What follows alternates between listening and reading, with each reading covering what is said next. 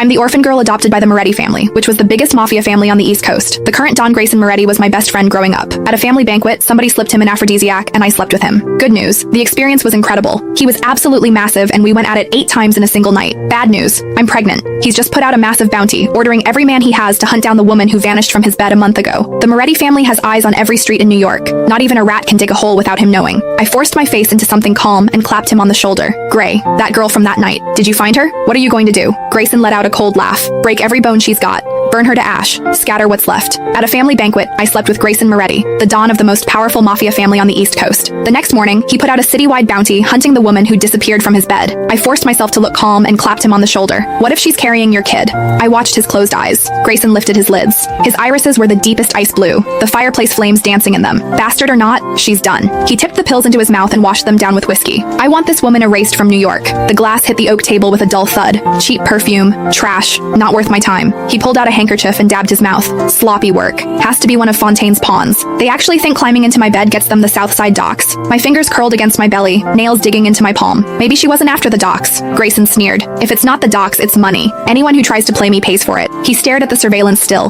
disgust in his eyes. Anyone stupid enough to pull this shit under my nose ends up in the East River. My stomach turned over. Acid rose in my throat, and I clamped my mouth shut and swallowed it back down. My esophagus burned. What's wrong? My stomach's off. I turned my head away. Grayson stood up, took the suit jacket off the back of his chair, and draped it over my shoulders. His shirt had torn open at 2 of the buttons from his earlier irritation, revealing the hard planes of his chest and the tight stretch of fabric over his cut abs. I couldn't help swallowing hard, throat suddenly dry. I couldn't help but think back to that night. I bit down hard and shook the image out of my head. Survival first. The nausea passed. I clutched the edge of his suit jacket. His gaze traveled down my face and stopped at my feet. The back of my right heel had been rubbed raw by my shoe, and blood was seeping into the leather. Grayson pulled out his phone and called Ryan, his right hand. Bring a pair of size 5 flats to the parlor. Soft soles. 3 minutes. A warmth bloomed in my chest. Was he worried about me? He hung up and dialed another number. Mia, come pick her up. Take her to the family doctor for a stomach workup. Give her 2 weeks paid leave. I don't want to see her face for a while. Mia's voice came through faintly, asking what was going on. She looks sick. It's annoying me. Right. I needed to lock in what I already knew about this man. He was cold-blooded, and he didn't go soft for any woman. Ever. Grayson hung up.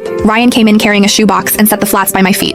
Grayson, the shoes are here. Tech says the Meridian footage needs 3 more days to restore. Keep at it. Turn the city upside down. Find her. Ryan stepped out. Grayson walked over and kicked my heels under the coffee table. You're this fragile? The Morettis don't feed you? He watched me change shoes and stand up. If they don't fit, don't wear them. No one's forcing you. I looked at the side of his face, his jaw tight. He was good to me. For as long as I could remember, the number of women who got to stay close to him could be counted on one hand. I was the one he was most generous with. Money, patience, all of it. But if he ever found out that I was the trash he was talking about, the pawn who'd played him, I knew he'd drag me to the family's execution ground himself and put a bullet in my head. I folded the suit jacket and laid it on the couch. I'm heading back.